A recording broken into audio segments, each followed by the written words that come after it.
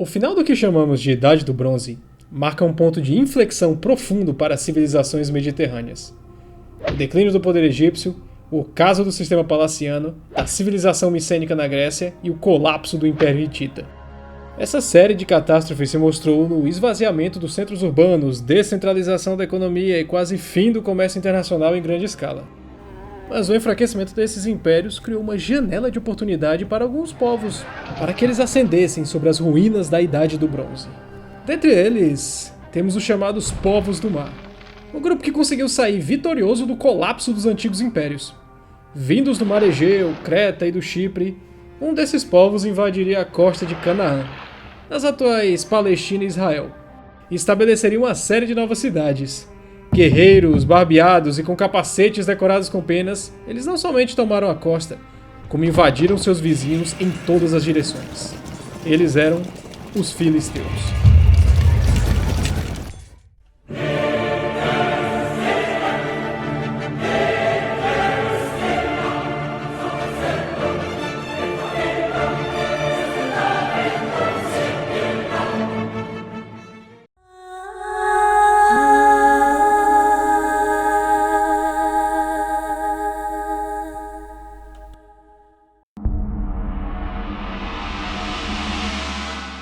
O termo filisteus é comumente usado para se referir aos povos que se assentaram em planícies da região sul de Canaã durante o início da Idade do Ferro.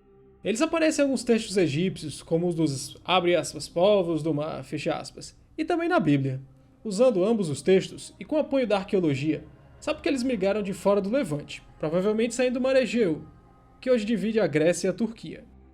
Vários estudos sugerem que esses povos do mar podem ser entendidos como nômades marinhos, grupos que empreendiam saques e invasões a longo prazo, se aproveitando do vácuo de poder nascido com o colapso dos poderes imperiais da Idade do Bronze. Claro que o próprio termo tem lá suas controvérsias, uma vez que alguns historiadores, como Susan Sherrod, argumentam que esse termo foi uma mera invenção dos egípcios para justificar determinadas ações políticas, e um culpado para suas retiradas e diminuição do império. Já Arem Emaí sugere que a ocupação de Canaã foi um processo lento, com migrações desde o século XIII a.C. Outros, como Alexander A. Bauer, têm a tese que a invasão de Canaã era parte de um processo de manutenção de linhas de comércio marítimas no Levante. Ou seja, eles não eram meros invasores que vieram do nada, mas já pessoas que conheciam muito bem as rotas de comércio para a região, como operar lá e como chegar lá.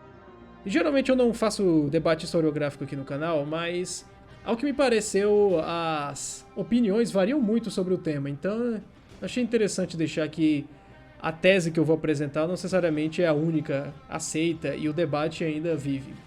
De qualquer maneira, as invasões e migrações que levaram à onda de expansão da cultura do Egeu pelo Mediterrâneo não podem ser negadas.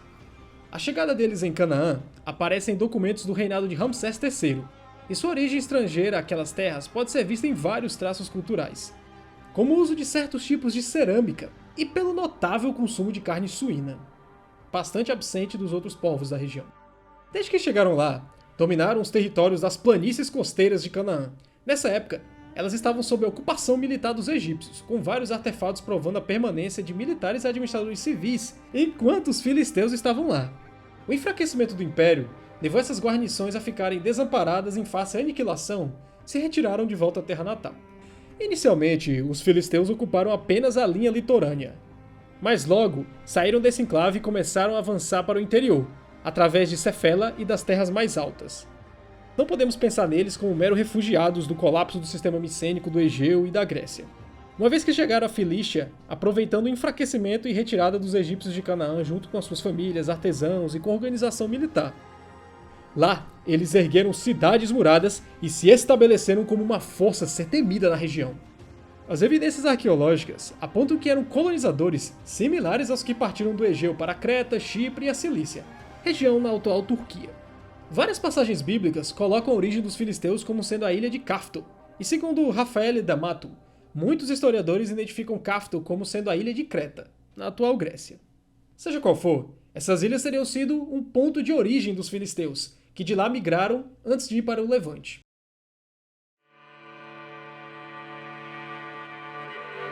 Os adereços militares dos filisteus eram extremamente parecidos com os de seus pares de Creta durante o final da Era do Bronze. o que ajuda ainda mais a apoiar essa tese. E na medida que o poder dos faraós se extinguiu, os filisteus criaram sua própria autonomia na região. Eles tentaram até mesmo ofensivas contra o próprio Egito, tanto pelo mar quanto pela terra. Acabaram derrotados, mas muitos foram absorvidos pelos exércitos de Ramsés III, e os que retornaram mantiveram seu domínio no local. Enquanto isso, os hebreus se solidificaram nas regiões mais altas de Canaã, enquanto a população que vivia lá antes desses dois povos chegarem ficou com os vales do norte, à medida que eram expulsos pelos invasores vindos do mar e do Egito. Do Egito, no caso, eram os hebreus. Muitos até mesmo se refugiaram nas cidades do norte, na Fenícia, ou Sidônia. Que inclusive tem 2 vídeos aqui no canal que devem estar aparecendo neste momento no card agora. Apesar de não ser um grupo homogêneo, os filisteus que colonizaram a costa de Canaã claramente possuíam uma identidade cultural compartilhada. Politicamente, eles foram um grupo hegemônico da região durante o início da Idade do Ferro. Hoje há consenso que nessa época a sociedade mais sofisticada de lá eram de fato os filisteus. Ocuparam grandes cidades que possuíam um elevado grau de organização e complexidade social e hierarquias econômicas. De acordo com a Bíblia, as 5 principais cidades filisteias eram Ashkelon, Gaza, Asdod, Gate e Ekron. E escavações arqueológicas bastante extensas na região já nos provaram que essas 5 cidades de fato eram centros de poder filisteu.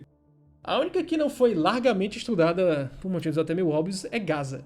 Esses centros urbanos eram impressionantes, com fortificações sofisticadas, arquitetura pública, estruturas de culto e zonas industriais que superam os modestos vilarejos da Idade do Bronze que existiam lá anteriormente.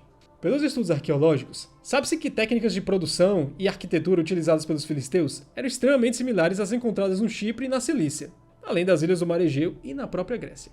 Enquanto suas maiores cidades cresciam, o número de vilarejos e pequenas cidades na costa encolhiam, até sumirem, indicando um abandono progressivo do campo. Isso levou alguns historiadores, como Finkelstein e Shavit, a desenvolver a tese da urbanização forçada, o que levou a maior parte da população filisteia a se concentrar em poucos centros urbanos. Shavit ainda argumenta que, abre aspas, uma análise regional da planície costeira do sul de Israel, e da Palestina nesse caso, mostrou que o padrão de povoamento da maioria das cidades da Filístia, desde o início da Idade do Ferro até o século VIII a.C., era caracterizado por grandes centros urbanos e por uma quase ausência total de um interior rural. Fecha aspas. No caso, a habitação do interior rural.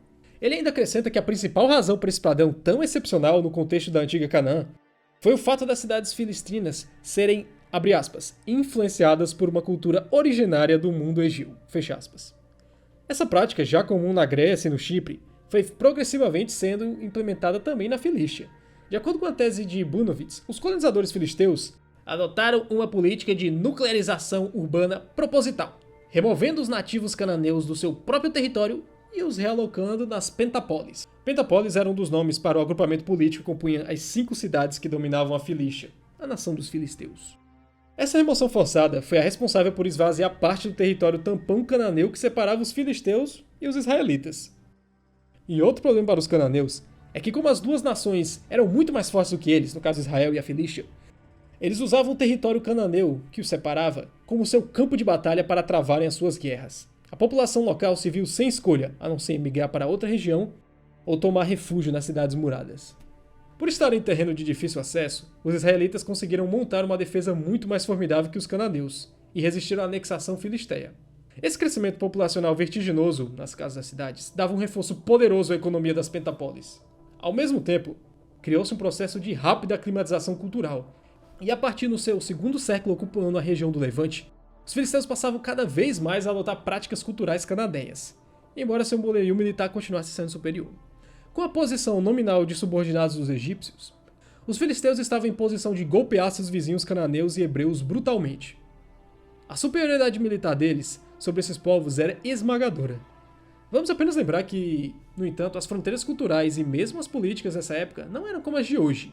Quando falamos de hebreus, israelitas, cananeus, judeus ou mesmo filisteus, não falamos de grupos completamente distintos e separados, mas centros e esferas de influência que se interseccionavam em muitos mais pontos do que uma mera categorização nos faz crer. Colocando em termos bem diretos, as fronteiras não eram exatamente linhas no mapa. Hoje, pode-se confirmar a expansão filisteia, utilizando principalmente artefatos arqueológicos que, na verdade, confirmam os relatos bíblicos. Sobretudo pela cerâmica e pelo consumo de carne de porco, que era virtualmente inexistente entre os hebreus. A expansão filisteia para o norte e para o leste do seu enclave original provavelmente começou pela necessidade de terras férteis para plantio e pelos recursos do Vale do Sorek. Ao mesmo tempo que essa expansão acontecia, os hebreus avançavam para o vale, vindos do oeste. Em mais uma região, o conflito entre os dois povos se tornou inevitável, na medida que os filisteus precisavam daquelas terras ou sua população urbana passaria fome. Uma saída encontrada por eles foi a criação de uma excelente relação comercial com os egípcios. Dessa forma, o fornecimento de grãos e peixes para os salvarem de possíveis momentos de escassez de alimentos estava garantido. O Egito, feliz por ter ao menos uma de suas fronteiras pacificadas, estava mais do que disposto a fornecer esses alimentos. O que, no entanto, não significou o total colapso do poder faraônico, pois uma das razões dessas relações foi a derrota quase que completa das invasões dos chamados povos do mar, do quais os filisteus faziam parte. Sobre eles, Ramsés III até fala o seguinte, abre aspas, suas classes militares chegaram a 100 mil. Eu lhes demandei tributos anuais, com roupas e provisões para nossos celeiros todos os anos. E eu os coloquei em fortalezas leais ao meu nome. Fecha aspas. Então, não podemos pensar exatamente na relação dos filisteus com os egípcios como sendo a de completa simetria. Por exemplo, em Asdod, havia uma residência de um governador egípcio, provando a existência de laços mais do que diretos entre ambos os povos. No entanto, ao final do reinado de Ramsés IV, a presença egípcia em Canaã tinha praticamente se extinguido. Os filisteus não estavam exatamente unificados. Embora os reis das suas cidades mantivessem relações mais amistosas do que beligerantes e coalizões para lutar guerras eram bastante comuns, agora livres para lidar diplomaticamente e militarmente na região como bem entendessem. Vários objetos escavados, que incluem instrumentos musicais, estatuetas femininas e objetos de templos, mostram a fortíssima influência da cultura do Mar Egeu. Além disso, a forma de ocupação do território baseada na concentração da população quase exclusivamente em grandes centros urbanos fortificados é extremamente similar às polis do mundo egeu. Ao longo da Idade do Ferro, no entanto, especialmente no final dos anos 1100 a.C., percebe-se um processo de aculturação bastante acentuado, com alguns autores até mesmo argumentando que a cultura filistina pura havia deixado de existir, dando espaço para um sincretismo cultural entre eles, os cananeus e os próprios egípcios. Alguns séculos após a conquista e dominação da região, a língua dos filisteus era mais um dos dialetos cananeus. Além disso, é importante notar que essas diferenças entre povos são mais criações da historiografia do que de fato das culturas da região. Não é como se, ao atravessar a fronteira entre os territórios egípcios, filisteus, cananeus e hebreus significasse uma divisão cultural crua, com diferenças claríssimas. No caso dos filisteus, conseguimos ver aspectos culturais similares aos de cipriotas, anatólios, micênicos, minoicos, balcânicos e até mesmo, nesse caso, com certa ressalva, italianos. E embora descendentes de egeus e cipriotas, os filisteus passaram por um processo de aculturação profundo, se tornando muito parecido com os locais. Mesmo assim, isso não significou o fim da sua cultura própria e das linhagens vindas do Egeu. Mas a era de ouro dos filisteus ainda estava por chegar. E vai ser no próximo vídeo.